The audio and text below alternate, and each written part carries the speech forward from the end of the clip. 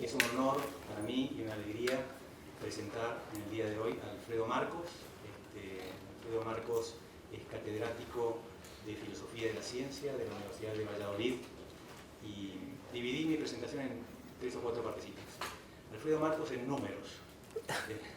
Alfredo Marcos es autor de 10 libros y editor de otros 8 libros, publicados en editoriales como Oxford University Press, Cambridge Scholars, Fondo de Cultura Económica, Tecnos. Tiene más de 130 artículos y capítulos de libros en revistas como Referato y Journals, 12 entrevistas, una TED Talk y un sinnúmero de participaciones en congresos, ponencias, seminarios, etc. Tiene además estancias de investigación en la Universidad de Cambridge y en la Universidad Católica, en el Instituto Bioético de la Universidad de Milán. Es miembro del consejo editorial de las 12 revistas, ha dirigido una enorme cantidad de tesis doctorales y maestrías. Eso es más o menos, en números, algunas cositas que puedo decir. Alfredo Marcos, como humanista, yo creo que si tuviera que hablar un poco del profesor, diría que es un humanista en el sentido cabal del término, una persona que destaca por la amplitud de sus intereses, por la erudición histórica con la que trata algunos temas y por la sensibilidad psicológica que tiene para el tratamiento de algunos autores.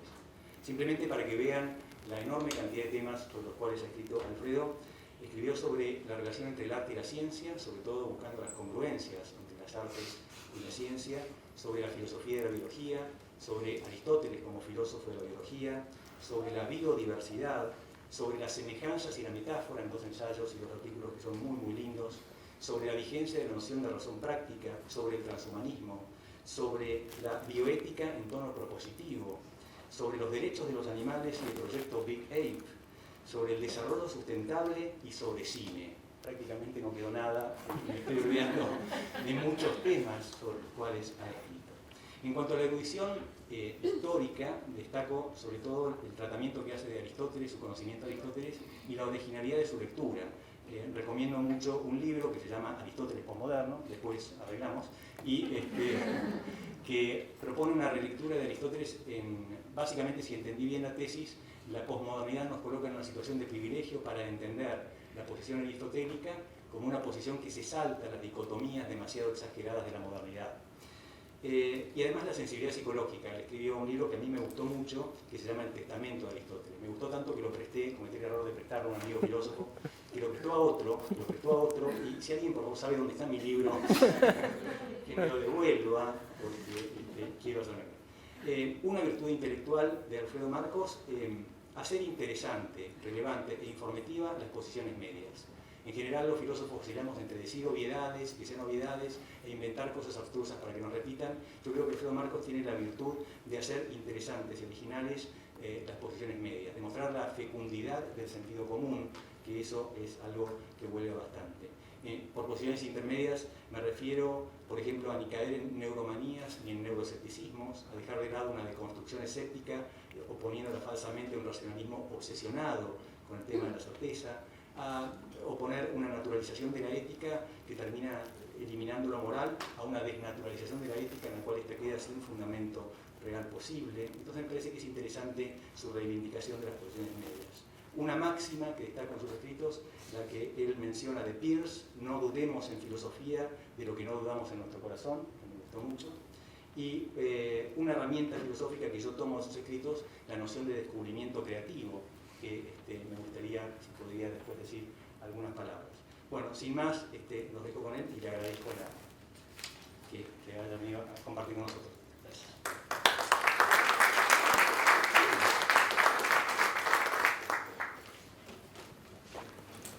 Pues muy buenos días a todos. Tengo que decir que lo de los números responde únicamente a la edad que uno va teniendo y la diversidad de temas a la desvergüenza con que uno se despacha en distintos campos. Bueno, quiero empezar agradeciendo esta oportunidad a la Universidad Austral y muy especialmente a los organizadores de esta semana de investigación, que nos permite, además de entendernos en estas salas académicas, nos permite además convivir fuera de ellas y quizá ahí es donde surgen las charlas más interesantes. Entonces doy muchísimas gracias a Claudia, a Juan Francisco a Mariano por esta generosísima presentación, a María Echevarría, que me ha facilitado muchísimo las cuestiones logísticas. Para mí es, utilizando los mismos términos que utilizaba Mariano, un honor muy grande y una alegría estar aquí por primera vez, y espero que no sea la última, en la Universidad Austral y poder dirigirme a todos ustedes. Yo voy a hablar sobre el sentido de la vida, entonces ya pido disculpas de antemano porque es un tema, en fin, oceánico y excesivamente grande para una presentación de estas dimensiones, pero me parece que ha sido pues, olvidado, poco tratado por los filósofos y sin embargo creo que es un tema importante, y al decir que es un tema importante puede tener incluso un sentido irónico. ¿Qué otro tema puede ser más importante que el del sentido de la vida, ¿no? Bueno, pues sobre esto quería hablar. Los filósofos quizás lo hemos abandonado, pero los cineastas sí que lo han tratado. Traigo aquí a colación el cartel de la película de Monty Python, The Meaning of Life, pero en realidad yo había previsto empezar con este otro fotograma, espléndido en su concepción cinematográfica, de una persona absolutamente despistada ante el sentido de su vida, con la maleta a los pies, sentado pensando en qué dirección dirigirse, hacia qué dirección ir, qué transporte tomar, etc.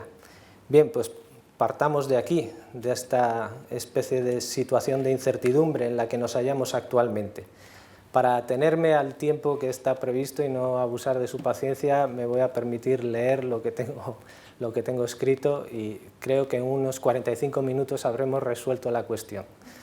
Bien, la modernidad ha tenido, a mi modo de ver, un éxito enorme en el plano instrumental. Ha multiplicado nuestras capacidades y autonomía como no se había visto jamás antes, pero ha resultado un fracaso en cuanto al sentido. Nos ha sumido, por utilizar palabras de Gadamer, en la sombra del nihilismo. Como consecuencia, en nuestros días, algunos se mueven sin pretensión ni esperanza de sentido. Asumen la acción por la acción del rebelde sin causa. Otros, en una gama que va del fanático al friki, no sé si se entiende este término aquí, abrazan con arbitrario ardor causas insensatas o fútiles, y los que orientan su vida hacia objetivos tradicionalmente tenidos por sensatos, como el conocimiento, la salud, la atención a los demás, la excelencia, la felicidad o la santidad, se encuentran con serios problemas para dar razón del sentido de sus vidas, ante sí mismos y ante los otros. Todo es igual, nada es mejor, decía el viejo tango. ¿Por qué habríamos de preferir el conocimiento a la ignorancia, la excelencia a la mediocridad, etcétera? ¿Cómo damos razón de estas elecciones? Da la impresión de que la modernidad nos ha suministrado muchos medios, por decirlo metafóricamente, nos ha proporcionado una navaja suiza con la que podemos hacer un montón de cosas, pero al mismo tiempo nos ha hecho perder la brújula. Ya tenemos muchos medios, podemos hacer muchas cosas, pero no sabemos qué cosas queremos hacer. O si lo sabemos, nos resulta difícil dar razón de esas elecciones. Me parece muy significativo, muy ilustrativo, digamos, esta viñeta de un cómic de Marvel, en la cual aparece como personaje principal un tal Sauron, y entonces otro personaje entra en diálogo con él y le dice, bueno, puedes reescribir el ADN sobre una mosca y usando esta técnica podrías convertir a la gente en dinosaurios. Dice, muy bien, pero con la misma técnica podrías curar el cáncer. Y la respuesta es, sí, pero yo lo que quiero es convertir a la gente en dinosaurios, no curar el cáncer. Todo es igual, nada es mejor. ¿Por qué habríamos de emplear las biotecnologías, las técnicas de edición genética tan recientes, etcétera, para curar el cáncer en lugar de emplearlas para convertir a la gente en dinosaurios? Es la cuestión del sentido, cómo damos razón de esa elección. Bien, si aceptamos este balance de la modernidad, es obvio que ahora deberíamos abordar la cuestión del sentido de la vida, pero sin perder en este nuevo viaje las poderosas herramientas obtenidas durante los tiempos modernos. No deberíamos perder ni las herramientas tecnocientíficas, esa navaja suiza, ni las herramientas sociopolíticas que nos ha brindado la modernidad y que son muy valiosas. Se trata de reparar la brújula sin estropear ahora la navaja suiza. La cuestión del sentido de la vida se podría precisar en los siguientes términos. En primer lugar, tendríamos que identificar un sentido que resulte común a todos los seres humanos. En segundo lugar, dicho sentido debería ser personal, es decir, susceptible de una distinta concreción para cada uno de nosotros. Y en tercer lugar, deberíamos ser capaces de dar razón de dicho sentido. Si me planteo el problema del sentido de la vida en términos filosóficos, yo diría que debería plantearlo en estos términos. Busquemos un sentido que sea común a toda la familia humana, que sea al mismo tiempo personal, es decir, aplicable individualmente a cada uno de nosotros, y que sea razonable, del cual podamos dar razón, que no sea un mero capricho. Una vez que estudiemos esta cuestión del sentido, tendremos que reconsiderar la posición de las ciencias y en particular de las neurociencias en el conjunto de la vida humana, es decir, qué aportan al conocimiento de este tipo de sentido de la vida a las distintas ciencias.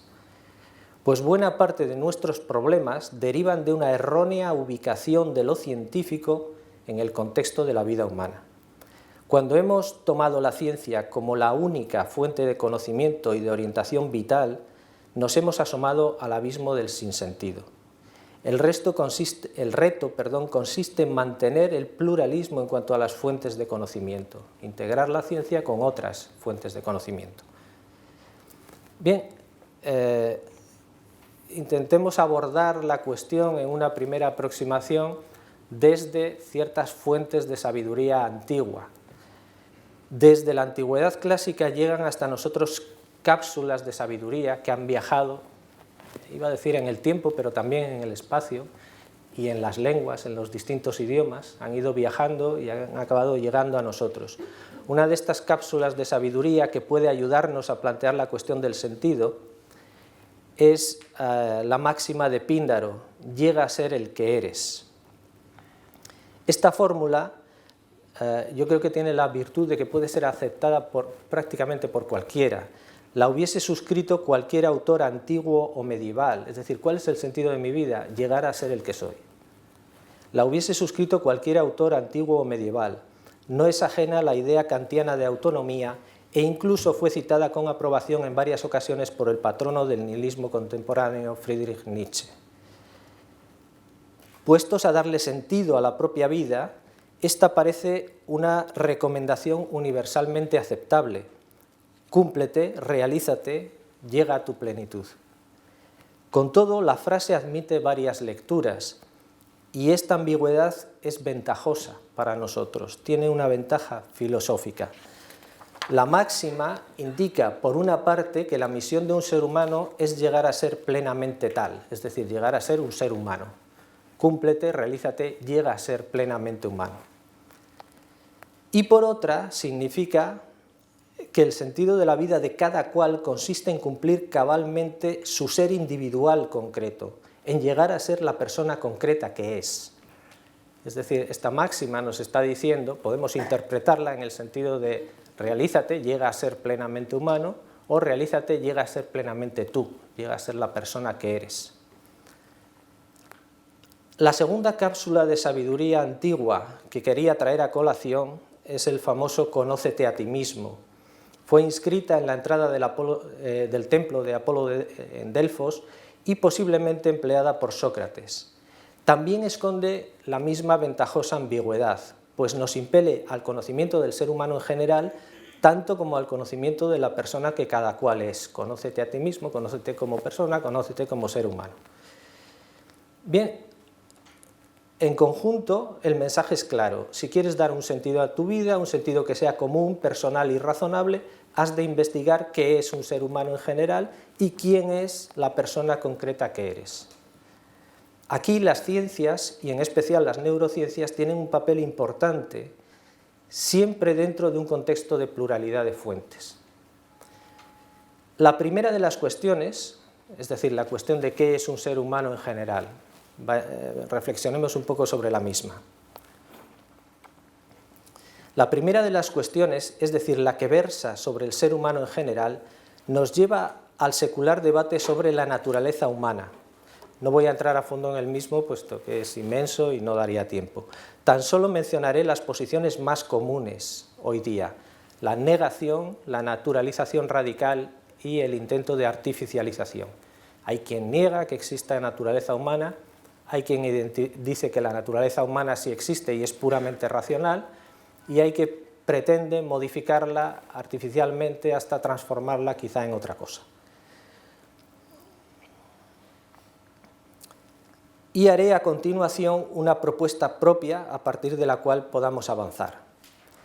Entre las teorías de la naturaleza humana destaca la idea de que el ser humano simplemente carece de naturaleza propia, que es pura libertad, que se determina a sí mismo y se autoconstruye poco menos que a voluntad y desde la voluntad. Se suele citar como precedente en esta línea un texto del pensador renacentista Pico de la Mirandola.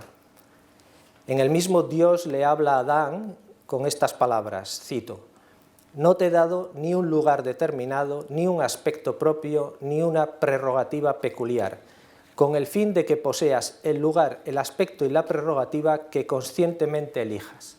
Es decir, Dios le dice a Adán: a ti no te doy ni un lugar, y la cuestión del lugar es importante, ni un aspecto, ni una prerrogativa, un rasgo, una característica propias, elígelas tú.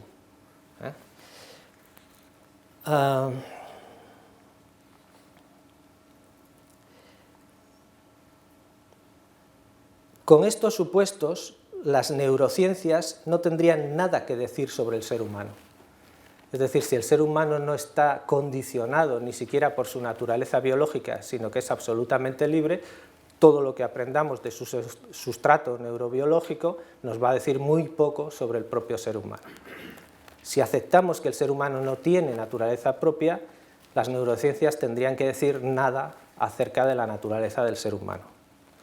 Se trata sin duda de una ingenua exageración propia de un humanismo recién estrenado. El ser humano posee libertad y arbitrio, pero no está exento de condicionamientos de diverso tipo, entre los que cuentan aquellos que derivan de su propia naturaleza. Sin embargo, otros autores posteriores, desde las más diversas corrientes filosóficas, ilustración, idealismo, marxismo, conductismo, historicismo y muy especialmente existencialismo y nihilismo, han insistido sobre la idea de que el ser humano es ajeno a cualquier naturaleza dada. Hoy día esta perspectiva está presente en el posthumanismo de raíz nietzscheana defendido por varios autores y entre ellos, por ejemplo, el alemán Peter Sloterdijk. Sin naturaleza humana no habría nada en común entre el ser humano y la propia naturaleza. Habríamos perdido el nexo con la naturaleza. Ni habría nada en común entre los propios seres humanos, apresado cada cual en su incondicionada libertad y en su voluntad de poder. Este hombre sin atributos, por utilizar el famoso título de la obra de Musil, sin lugar, ni aspecto, ni prerrogativa, tendría que dedicar toda su vida a decidir qué ha de hacer con la misma, desde cero, en un vacío de valores y de sentido. Apliquemos aquí la simple sensatez basada en nuestra experiencia cotidiana. Somos libres, sí, pero no de modo total e incondicionado. Si careciésemos por completo de condicionamientos, ni siquiera podríamos ejercer nuestra libertad. Y Kant lo dijo aquí con una hermosa metáfora, que es la famosa metáfora de la paloma kantiana. La paloma que nota la resistencia del aire cuando vuela, piensa que sin aire volaría mejor, pero el caso es que sin esa resistencia que condiciona y limita el vuelo, ni siquiera podría volar. Existe una naturaleza humana que nos limita, sí, pero al mismo tiempo nos habilita, que nos condiciona, sí, pero al mismo tiempo posibilita nuestra acción. Sin esos límites, sin esos condicionamientos, seríamos tan inoperantes como la paloma en una atmósfera sin aire, en un ámbito sin aire, sin atmósfera. En el otro extremo, o más bien en el otro exceso, encontramos las posiciones naturalistas radicales. Según estas, el ser humano es eso, es naturaleza y solo naturaleza. La pregunta por el hombre tendría así una sencilla respuesta. Cada uno de nosotros es un organismo de la especie Homo sapiens, un primate. Aquí las neurociencias, junto con el resto de las ciencias naturales, lo dirían todo. sobre el ser humano, no necesitaríamos otras fuentes de conocimiento. Si somos solo naturaleza, estudiémonos con las metodologías, herramientas, modelos de las ciencias naturales, sin necesidad alguna de cooperar con otras fuentes de conocimiento de lo humano. Curiosamente, las posiciones que en principio parecen contrarias producen el mismo fruto, la artificialización del ser humano. Voy con el tercer epígrafe, a la cual se llega tanto desde posiciones negacionistas de la naturaleza humana como desde posiciones radicalmente naturalistas. Además, ambas poseen similares raíces intelectuales. La convergencia de la naturalización y la negación se aprecia ya en Nietzsche, uno de los autores que más influyen tanto en negadores de la naturaleza humana como en los partidarios de su radical naturalización. Esta conexión produce también una agenda similar, transhumanista al estilo oxoniense o posthumanista al estilo continental. Desde ambas partes, negadores y naturalizadores, se propone una profunda modificación y artificialización del ser humano. Mejora, le llaman. En última instancia, si la naturaleza humana es totalmente natural, entonces es técnicamente disponible, como un árbol o como cualquier otro objeto natural. Y si la naturaleza humana simplemente no existe, entonces tenemos la tarea de inventarla técnicamente. En ambos casos, el resultado es una aceptación de todas las antropotecnias de manera irrestricta y sin criterio. El problema es que sin una idea normativa de la naturaleza humana es imposible hablar de mejora. ¿Por qué sabemos que mejoramos al ser humano si no tenemos un criterio de lo que es ser un ser humano? Ni la negación, no hay naturaleza humana, ni la naturalización radical, no hay normatividad. Nos habilitan, por tanto, para identificar mejoras. En estas condiciones solo podríamos hablar cuando hacemos antropotecnia, cuando modificamos técnicamente al ser humano. En estas condiciones no podríamos hablar de mejoras, solo de cambios en lo humano o de cambios de lo humano, más allá de lo humano, producidos por las antropotecnias. Nunca estaríamos justificados para hablar de mejoras. De hecho, esto lo sabía muy bien el propio Nietzsche, quien en Ecce Homo dice: la última cosa que yo pretendería sería mejorar a la humanidad. Digamos que aquí el propio Nietzsche ya iba por delante de algunos de sus seguidores. Mi propuesta, ya en términos positivos, y paso al último epígrafe, consiste en desarrollar una concepción de la naturaleza humana de inspiración aristotélica y próxima, por lo demás, al sentido común y a la experiencia cotidiana. En la tradición aristotélica hay una afirmación de la naturaleza humana, pero sin reducción de la misma al plano puramente natural. Se podría hablar al respecto de una especie de naturalismo moderado, en el caso de Aristóteles. La idea de naturaleza humana propia de esta tradición tiene claras implicaciones normativas, a través de las nociones de virtud, de felicidad, de función del ser humano, etc. Puede, por tanto, ser útil para abordar nuestros problemas actuales de sentido o de falta de sentido. Hablo de desarrollar esta concepción procedente de Aristóteles y del sentido común, de desarrollarla, no meramente de recuperarla. Es decir, hay que poner al día esta concepción, ponerla a la altura de nuestros actuales conocimientos. Hoy estamos en mejor posición que cualquiera de nuestros predecesores para averiguar qué es un ser humano, y ello gracias a los recientes avances en neurociencias y en otras ciencias naturales, sociales y humanas.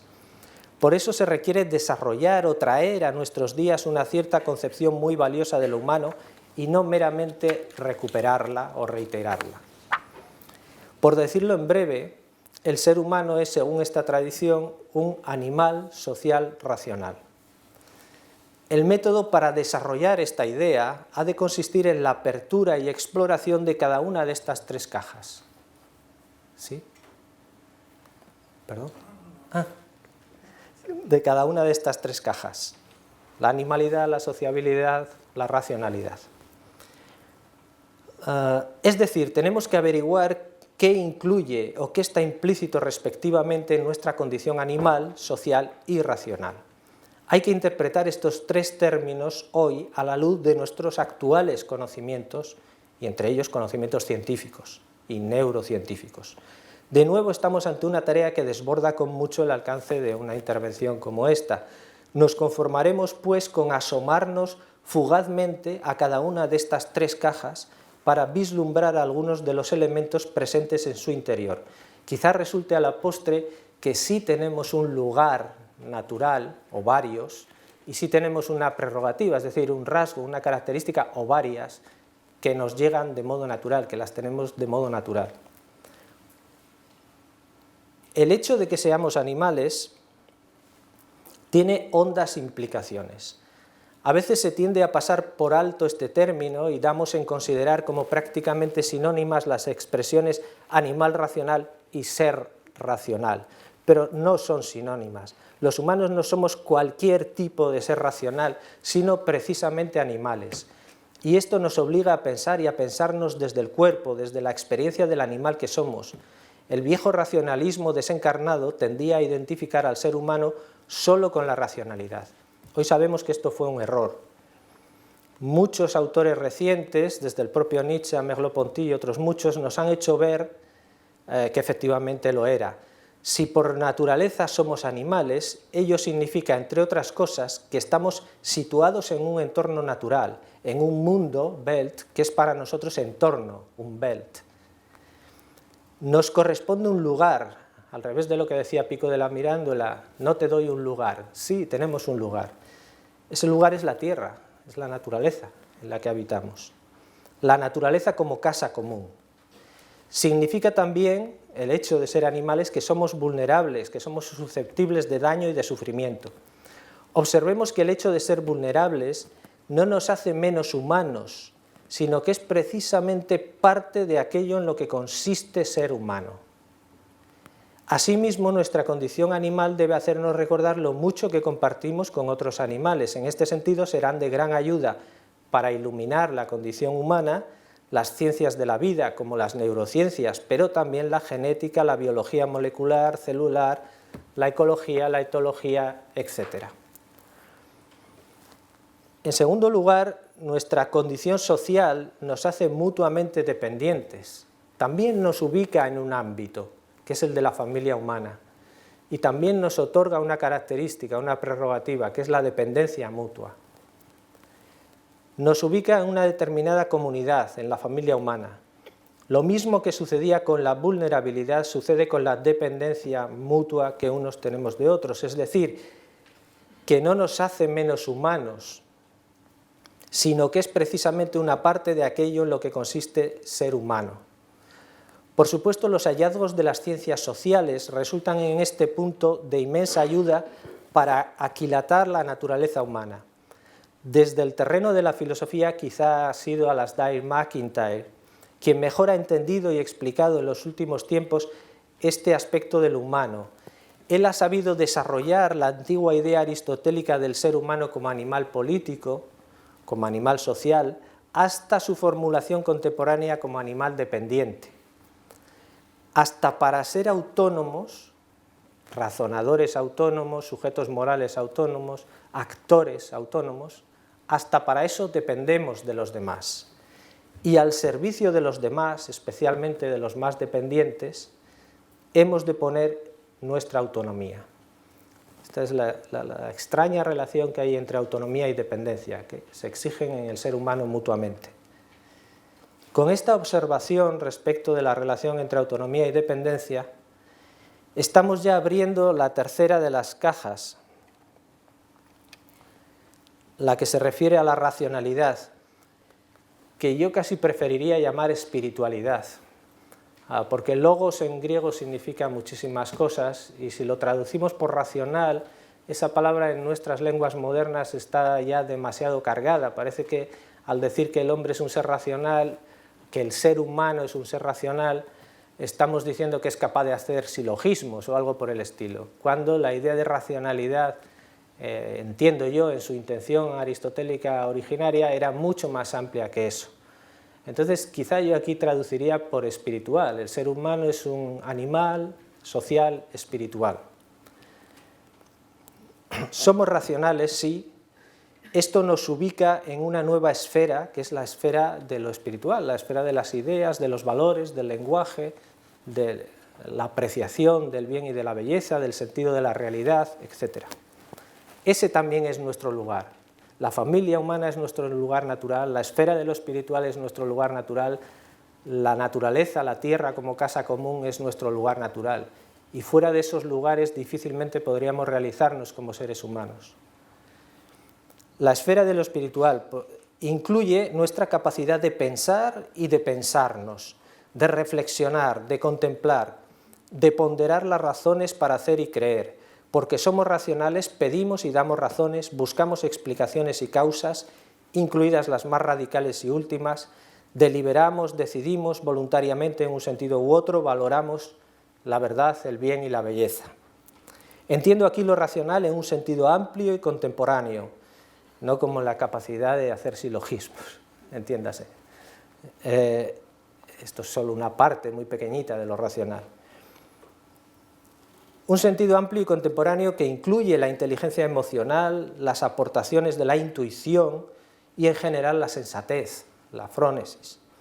No cabe duda de que las ciencias humanas y otras perspectivas como las que podemos obtener de las artes o de la religión aportan luz en la tarea de perfilar estas características de lo humano.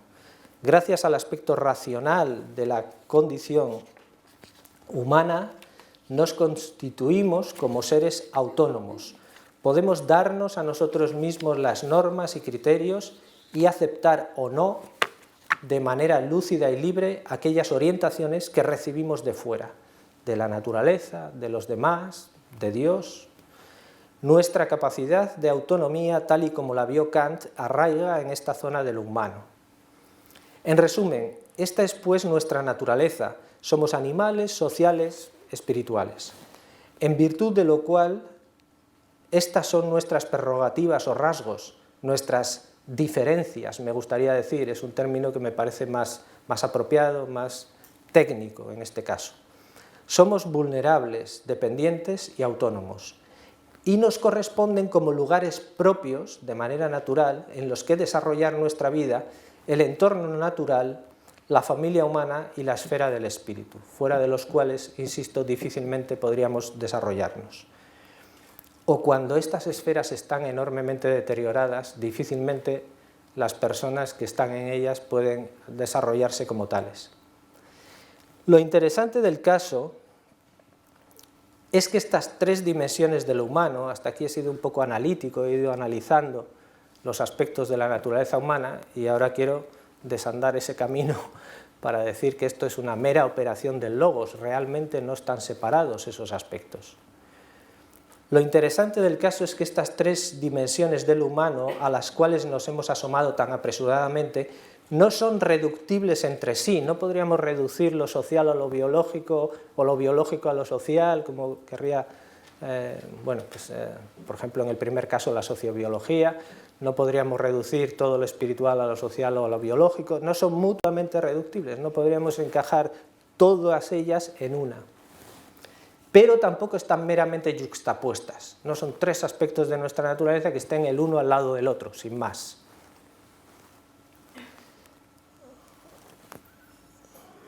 Su relación mutua viene mejor descrita por el término diferenciación, es decir, cada uno de estos rasgos diferencia a los otros. Cada una de ellas impregna completamente a las otras dos, las diferencia. Nuestra inteligencia sentiente, nuestra forma de percibir ya viene modulada por nuestro pensamiento, nuestra racionalidad es social y dialógica, no se construye sino en comunicación con los otros, nuestras funciones animales las llevamos a cabo de modo cultural, nuestra autonomía, como decíamos más arriba, está al servicio de los dependientes y dependemos de los demás para llegar a construirla y así sucesivamente. Tomemos como somera ilustración, pongo un ejemplo, el caso del amor. Me daba cuenta ayer y esta mañana al repasar este texto, que sin haberlo premeditado, en cierto modo estoy dialogando con algunas de las ideas que aparecieron ayer, en fin, de modo mucho más completo y más claro y más lúcido, pero en algún sentido el texto este dialoga con esas ideas. Y me gustaría tomar como ejemplo, para ilustrar esta cuestión de que estos rasgos de la naturaleza humana no se reducen unos a otros, pero tampoco están yuxtapuestos, sino que están integrados, y yo el término que utilizaría, insisto, es diferenciados, mutuamente diferenciados. Me gustaría tomar como ejemplo el caso del amor. Los griegos fueron tan sutiles como para distinguir tres tipos de amor: eros, filía y agapé. El primero tiende a la posesión o dominación de algún otro, el segundo es un tipo de amor simétrico, de amistad, el tercero impulsa a la donación gratuita de uno mismo. Podríamos identificarlos respectivamente con el deseo sexual, la amistad y el altruismo genuino o caridad. El primero parece radicarse en nuestra condición animal, el segundo en nuestra condición social y el tercero en nuestra condición espiritual, intelectual, al menos como fruto de la razón práctica. La pulsión sexual se da en casi todo el mundo animal y en parte del mundo animal también se dan relaciones de mutualidad. Quizá pensemos, por lo tanto, que lo propio y distintivamente humano es ese altruismo genuino, ese amor de donación completa, etc. El único no reductible a egoísmo genético. Pero no es así de simple, pues obviamente la vida humana incluye también amistad y deseo sexual, solo que ambos con frecuencia quedan integrados, impregnados, modulados, diferenciados por el genuino altruismo. Y cuando no resulta así, cuando la amistad es pura mutualidad, cuando el sexo es puro afán de posesión y de dominio, los tenemos por poco humanos. Si vamos más al fondo de la cuestión, nos damos cuenta de que hemos obtenido cierta información sobre el humano, cierta lucidez, mediante análisis y abstracción. Dividimos conceptualmente, he dividido conceptualmente lo que físicamente es uno, y consideramos por separado en nuestra mente de modo abstracto cada uno de los aspectos distinguidos. Se trata de una aproximación a la realidad mediante operaciones de logos, mediante abstracción, que al mismo tiempo nos ha alejado del plano físico, del plano real, de la persona concreta. Para volver a lo real, desde lo conceptual, a la sustantividad que es cada persona, hemos de tener siempre presente que lo humano se da de manera integral, unitaria, indivisible en cada uno de nosotros. Mantengamos el reto, volvamos al reto inicial. Conócete a ti mismo para llegar a ser quien eres. Pero conocer la naturaleza humana, que es de lo que hemos hablado hasta ahora, no es todavía saber quién soy. Obviamente saber qué soy, un ser humano, aporta mucha luz sobre el problema de quién soy, pero me deja indefectiblemente a cierta distancia de la meta. No puedo orientar mi vida sin saberme animal, social, racional. Pero este saber no es suficiente, necesito conocer también la persona concreta que soy.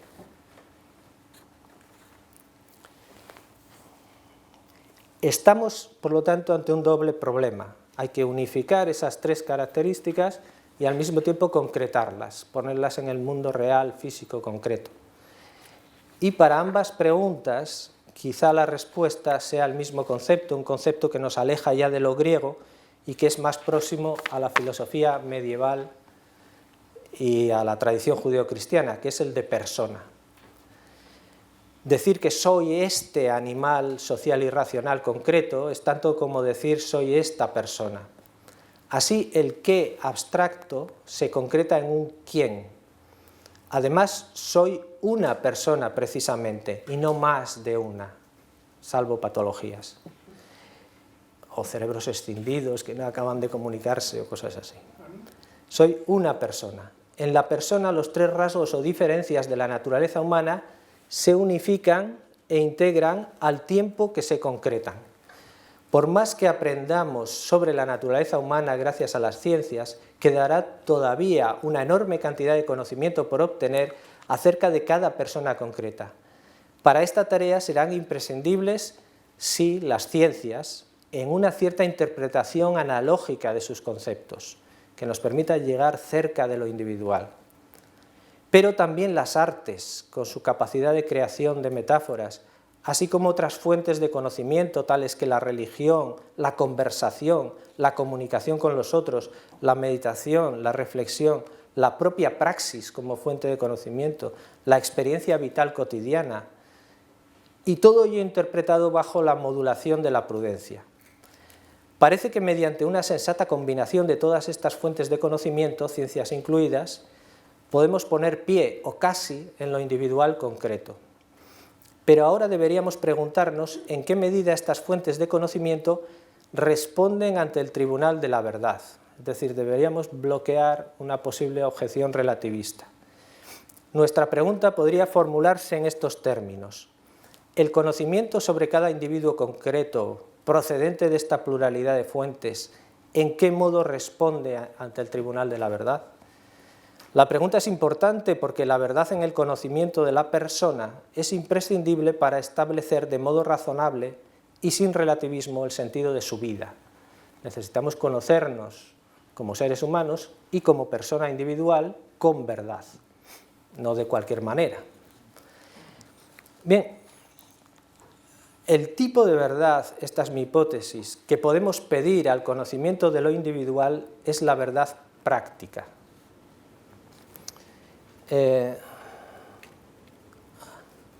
Aquí ha pasado. La verdad práctica. Aristóteles se refiere una vez en un solo texto a este concepto. Dice, el bien de la parte intelectual pero práctica es la verdad que está de acuerdo con el deseo recto. Esta clase de entendimiento y de verdad es práctica. Es un texto críptico y no lo explica mucho más. De manera que nos toca a nosotros tratar de interpretarlo o incluso de sobrepasarlo interpretativamente y traerlo a nuestros problemas actuales. Aristóteles está pensando en que el ser humano es inteligencia deseosa y deseo inteligente, que están las dos cosas en el ser humano y que a veces hay tensión entre ambas, pero que cuando conseguimos unificarlas, integrarlas, entonces se produce la verdad práctica. Es verdad porque se produce un acuerdo, un ajuste entre dos cosas, y es práctica porque ese ajuste hay que hacerlo, no está previamente dado, no está en el polo del deseo ni en el polo del intelecto. Tenemos que hacerlo, crearlo, hay una tarea creativa en el ser humano. Y además tiene un resultado constitutivo. Si uno consigue esa integración, lo que consigue es generarse a sí mismo, hacerse, construirse, desarrollarse biográficamente. Entiendo que este puede ser el sentido del concepto de verdad práctica. En primer lugar, la verdad práctica consiste en una integración de dos diferencias en un punto intermedio y mejor que no está previamente dado en ninguna de ellas, sino que debe ser hecho y al mismo tiempo que es hecho, es conocido. Se da por y en la acción. En segundo lugar, dicha verdad puede ser entendida como una actualización de posibilidades, de campos de posibilidad. Es decir, el deseo y el intelecto se podían encontrar. Si de hecho se encuentran y se integran es porque podían encontrarse. Es una especie de actualización de posibilidades. En la medida en que esas posibilidades eran reales, se puede hablar de que es una verdad objetiva, que es genuina verdad. Y en la medida en que la actualización de esas posibilidades requiere acción humana, es creativa, es práctica. Es un tipo de verdad que no se dice, sino que se hace. Yo recientemente estuve en un congreso organizado por el profesor Juan Arana, que aquí es conocido, en Ribadesella, y todo el congreso trató sobre el concepto de verdad. Y yo hablé sobre el concepto de verdad práctica. Y me parece que es un concepto que da muchísimo juego. Aquí no lo puedo desarrollar, pero si alguien está interesado le puedo remitir escritos, etc. Porque, por ejemplo, incluso expresiones cotidianas que utilizamos, como puede ser amén, esa es una expresión que no dice esto es así, esto es verdad, sino que esto sea verdad, que esto sea así. Es una especie de versión hebrea, emuná es la palabra hebrea, de la idea griega de verdad práctica. Bueno, creo que es un concepto que tiene mucho fondo y mucho posible desarrollo. Yo aquí lo único que puedo hacer es insinuarlo. Por último, no hay regla automática para la creación de verdad práctica ni para el reconocimiento de la misma. Sin embargo, la arbitrariedad, es decir, no se puede reducir a un algoritmo, pero tampoco es algo completamente arbitrario. El relativismo está excluido. Se trata de un ejercicio, cito a Aristóteles, determinado por la razón y por aquella regla por la cual decidiría el ser humano prudente. Así pues, el concepto de verdad práctica está pensado en la dimensión ética, epistémica y antropológica, como la realización de cada ser humano por acuerdo entre sus tendencias más básicas, entre intelecto y deseo, pero podríamos añadir más. Como un proceso de actualización de capacidades que se da en la acción y bajo la guía de la prudencia. La verdad práctica tiene una dimensión constitutiva. Cito de nuevo a Aristóteles. Con razón se dice que realizando acciones justas se hace uno justo. Esta cita es conocida por todo el mundo, pero les ruego que presten atención al se hace uno, que es tan importante como el justo. Es decir, realizando acciones uno se hace. Y sin hacerlas, ninguno tiene la menor posibilidad de llegar a ser bueno. Solo realizando acciones podemos llegar a ser. Es decir, para conocernos con verdad, conócete a ti mismo, tenemos que hacernos, llega a ser el que eres. Lo que hay que hacer después de haber aprendido, dice Aristóteles, lo aprendemos haciéndolo. Lo siento, pero es así. Uno no puede aprender a nadar sin ponerse a nadar. Se puede estudiar un tratado de hidrodinámica y tirarse al agua y se ahogará él y el tratado de hidrodinámica. Para aprender a nadar hay que nadar. ¿Pero cómo podemos nadar si no sabemos nadar? Bueno, después respondo. Obsérvese que hemos invertido la relación de orden entre las dos máximas de las que partíamos. Empezábamos diciendo que para cumplir con la máxima de Píndaro, realízate, uno tiene que conocerse a sí mismo, porque si no sabemos lo que tenemos que realizar, difícilmente podríamos realizarnos. Descubrimos ahora que para conocernos tenemos que realizarnos. No se trata de un círculo vicioso sin posible entrada ni comienzo, un círculo cerrado en el cual no hay manera de entrar. Yo no puedo empezar a nadar porque no sé nadar, y no puedo aprender a nadar porque no puedo empezar a nadar. Ese círculo estaría cerrado y sería un círculo vicioso, pero nuestro círculo, también el de la natación o el de andar en bicicleta, otros muchos, el de operar, por ejemplo. ¿Cómo aprende a operar un cirujano? No sé si aquí en la sala hay alguno. ¿Hay algún médico en la sala? Estoy empezando a sentirme mal. ¿Sí? ¿Quirúrgico o clínico? Cirugía, sí. ¿Y cómo se aprende a operar? Operando. ¿Ya? Me lo temía. Sobre todo por los primeros pacientes. Bien, pero las cosas son así. No se trata de un círculo vicioso sin posible entrada ni comienzo, sino de un círculo virtuoso en el que simultáneamente uno se conoce por autorrealización y mediante ese conocimiento aprende lo que tiene que realizar. Entre la dimensión ética, llega a ser el que eres, y la epistémica, conócete a ti mismo, existe una mutua implicación, exigida por la propia antropología aristotélica. Llega a ser el que eres, es decir, conócete a ti mismo, es decir, realízate.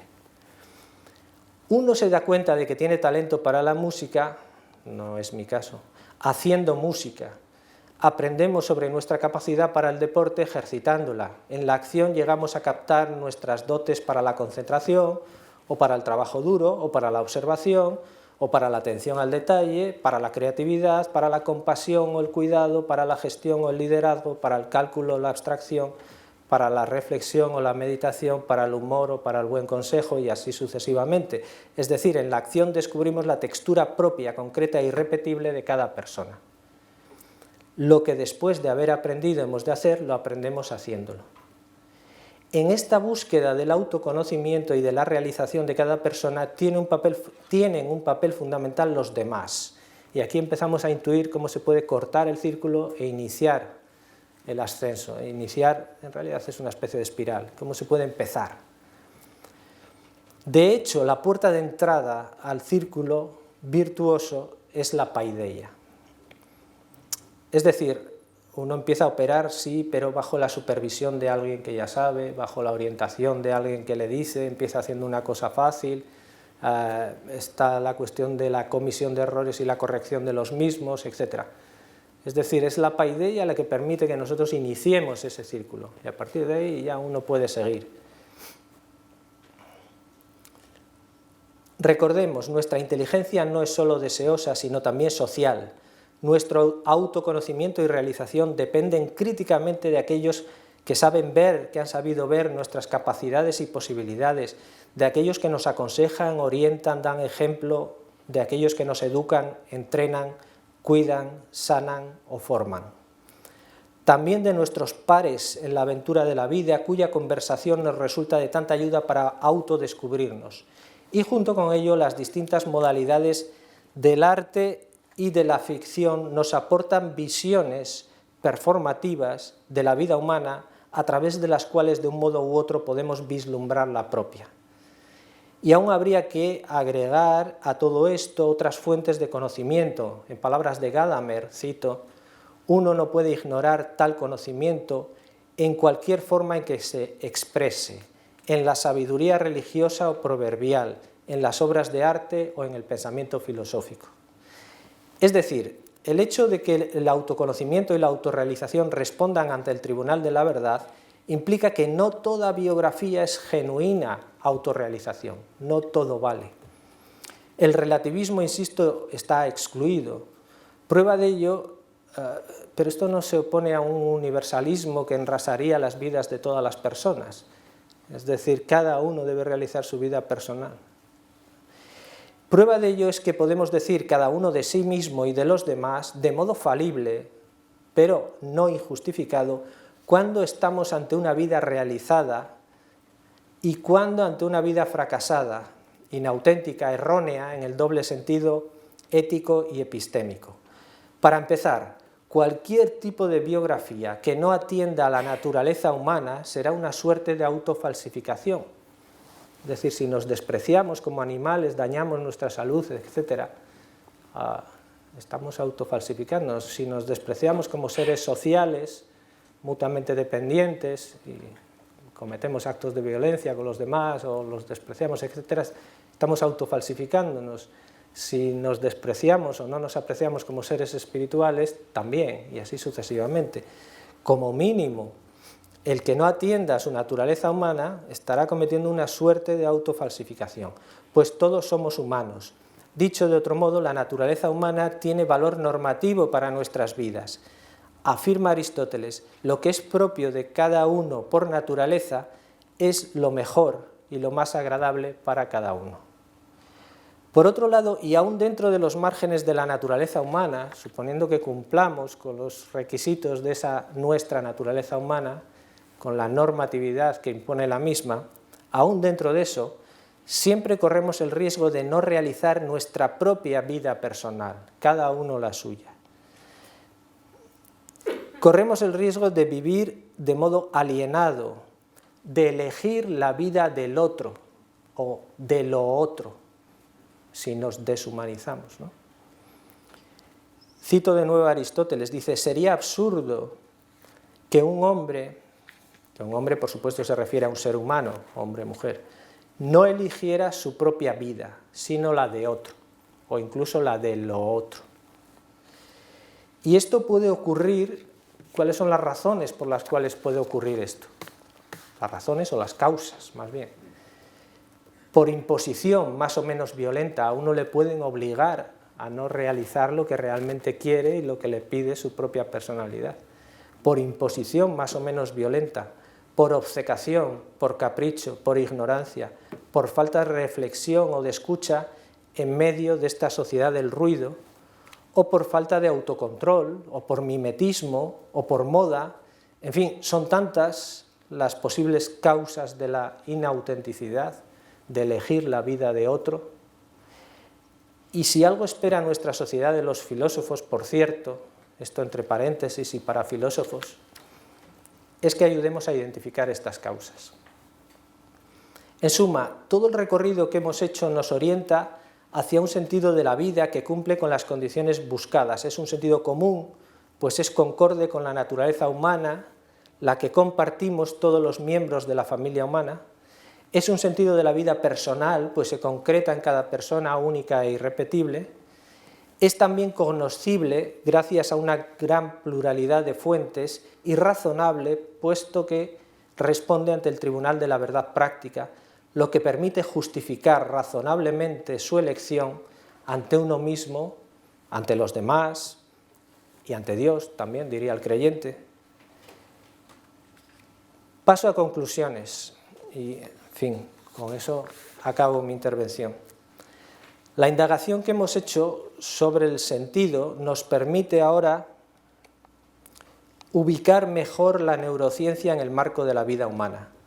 Hay que mantener la pluralidad irreductible de aproximaciones científicas, es decir, para conocer al ser humano vamos a necesitar no solo neurociencias, sino otras muchas ciencias. Vamos a necesitar todo el repertorio de las ciencias biológicas, todo el repertorio de las ciencias sociales, de las ciencias humanas, una pluralidad de métodos, de modelos, una pluralidad irreductible de teorías, de métodos y de modelos. Tendremos que acostumbrarnos, si queremos conocer lo que es un ser humano, a una pluralidad de perspectivas científicas. Es así porque el fenómeno humano es muy complejo y nuestras teorías son idealizaciones que nunca agotan su complejidad real. Con todo, y especialmente cuando se trata de seres humanos, el pluralismo dentro del campo de las ciencias parece simplemente un primer paso en la buena dirección. En mi opinión, el pluralismo ha de ir mucho más allá de las ciencias. Son muchas y muy diversas las fuentes de conocimiento sobre lo humano y las prácticas, que también son fuente de conocimiento, que podemos reputar como respetables y que pueden aportar sentido y orientación a nuestras vidas. Quizá tengamos que jugar con todas ellas si queremos aproximarnos lo más posible a cada persona concreta. Esta ampliación del pluralismo, que desborda a lo científico, debería quedar también a salvo de la deriva relativista, pues no todas las orientaciones son válidas, no toda orientación responde a la verdad práctica. Las neurociencias han de cooperar y dialogar con otras ciencias, y también con otras fuentes de conocimiento asimismo legítimas para, en conjunto, ponerse al servicio del sentido de la vida humana, de un sentido común, personal y razonable. Pues muchísimas gracias, no les aburro más.